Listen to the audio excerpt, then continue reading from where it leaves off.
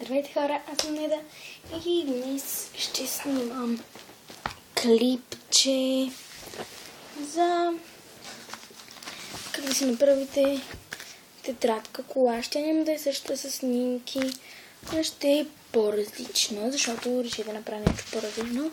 Трябва ви една тетрадка. Моята е най-обикновена тетрадка от мапа. Взех най-простата тетрадка, която видях. За 50. Ще ви трябва нещо шарено. Какъв цвет вие си изберете. Моето е розово на точици и розов картон. Да, изглежда много по-блед на камерата, но е много готин цвят. Трябва ви лепило, ножица, циксо и един пастел, който също е на... Той е на Color Pears, на мапете. Мисля, мапе да го определят, но Color Pears се казва марката. Ето тук даже си пише мапет. Те ги дават в ни такива опаковчици, манички.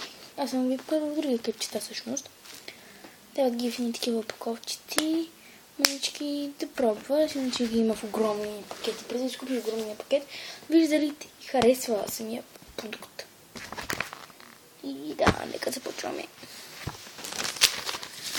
Ще започнем с слагането на розовата. Моята е двойна и трябва да отрежа парченцем.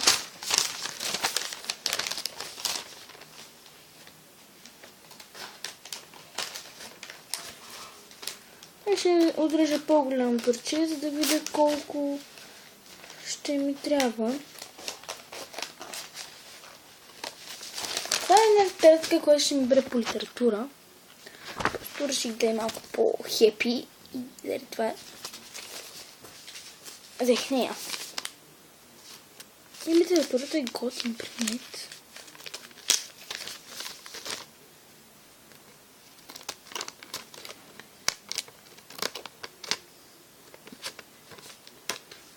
Първото ме взех тетрадката за такова, нали, за клипчето, обаче после реших да я ползвам за това. И за литература. Да. Ще отрежем парче картон. Много трудно се реши този картон.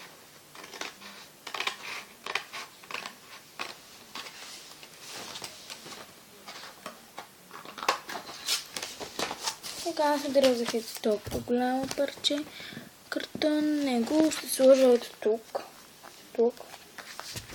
Върху надписа мапет. Ето по този начин завъртя. Това парче ще го стесня. Нужно по-добре то да е ето тук отгоре.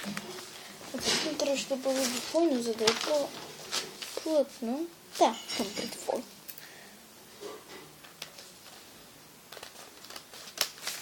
Ето толкова голямо парче. Двойно. Защото иначе е много тънко и вижте как прозира иначе. А като е двойно, няма да ви прозира. Ако не си харесате тетрадката, няма да ви прозира каква е тетрадката. Ето. Вуаля! Така сега трябва да залепите двойното с лепило или стиксо, както ви искате. Аз ще го да слепя. Моето лепило е сино. По възможност, да не слагате много лепило, слагайте повече по-аглички. По-аглите, за да се залепи по-добре. Защото иначе не.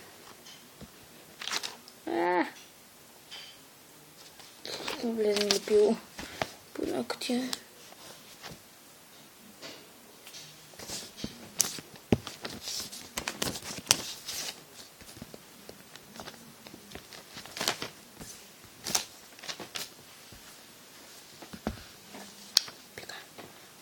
Нали тази.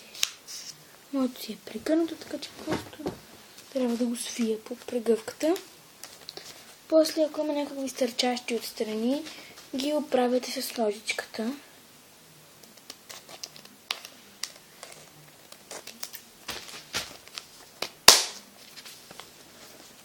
Така. Полагате го на място, на което искате и от едната страна му слагате лепило, за да го залепите. Can you but explore hard? Не, че си пея, просто не го правя нещо такова. Трябва да си пея. Feel off right there. Be bad blood. Ето, залепила съм го вече. Това са точките. И продължаваме с парчето картон. Купа. Моите етикетче и на миньонките. На Кевин. Кевин.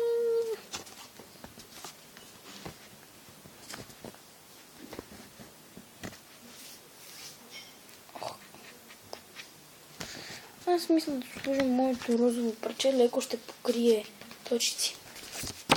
Мисля точките, които ето тук така. Така, защото просто говоря, а не показвам. Мисля, ето това тук, което остане, също ще го покрия с точици.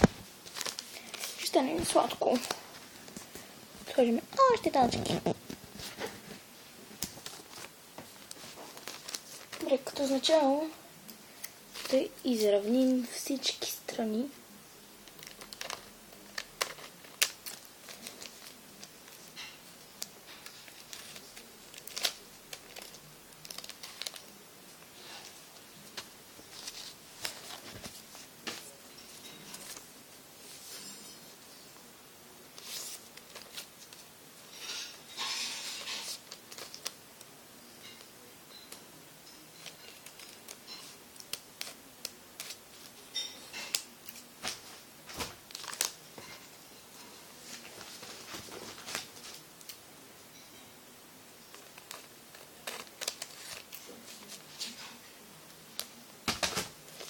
Така, оправих го. Полагаме го и продължаваме нататък. Трябва да го лепнем с лепилата.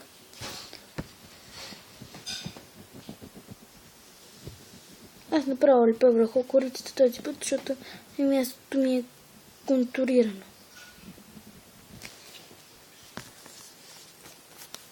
Аз видях този клип от Деница Христова. Просто тя беше направила уникална мини тетрадчици.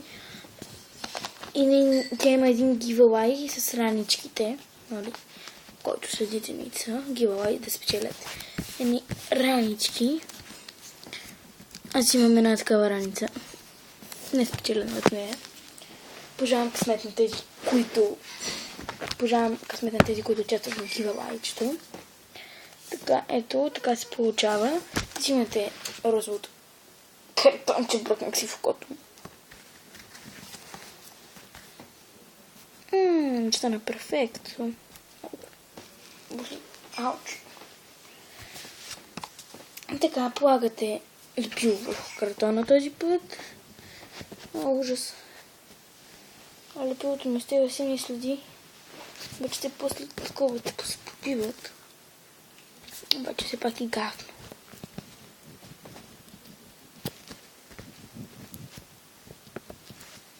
Те стават прозрачни. Ето виж как. Тук е пасина, тук е по-прозрачно вече. Защото е залепено късно.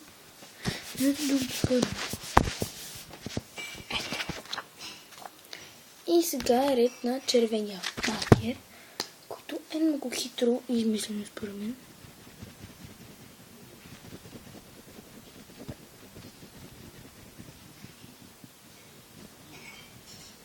То се вижда каква е тетрадката всъщност. Обаче пак става готино, защото тетрадката е била един клетък и блади с друг. Не се си чершафа, ужас.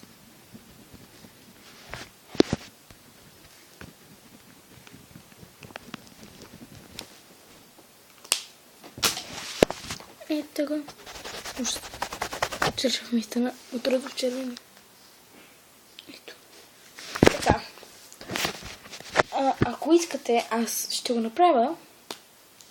Ще нарисувам усмихнато личце на розовия картон. Просто много ми се искат да го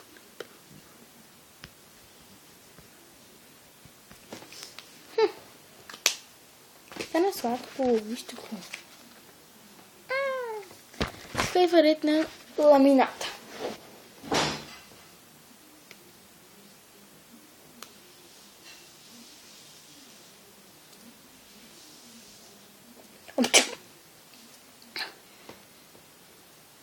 Не намирам къде е началото на текста.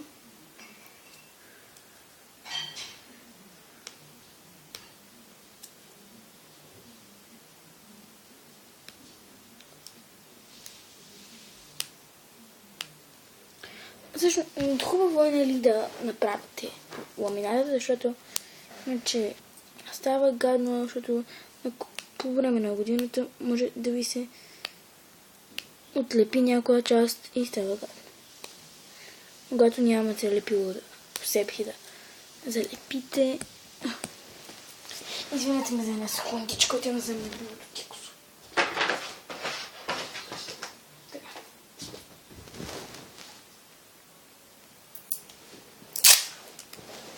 Така. Започваме.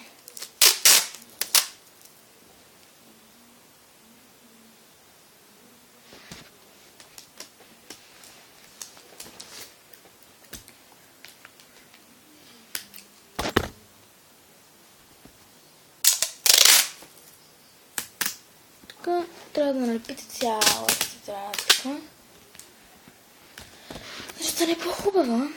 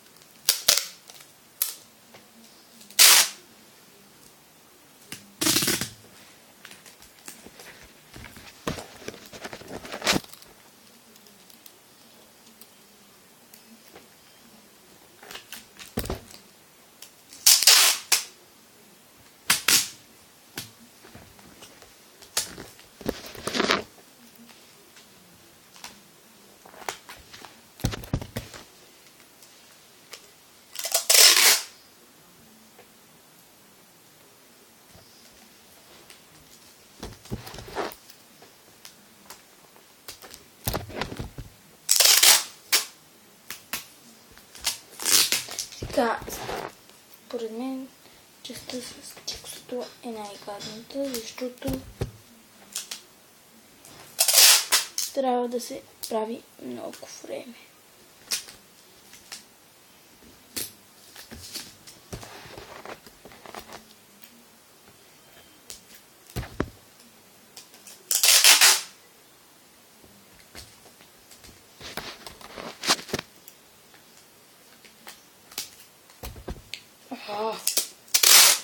Още малко място и ще ви покажа как се получи ламината.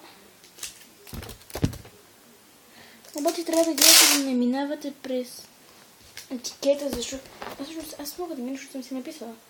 Ако не сте си написали нещата, ги напишете, защото после ако минете стикото, няма да може да направите нещо. А като сте го написали, ще ви е много лесно. Защото ще ламинирате и етикета да не пада. Това ми е предпоследния път и мога да ви покажа ламината. Отнеха ми 4 минути мисля, за да направя един прост ламинат.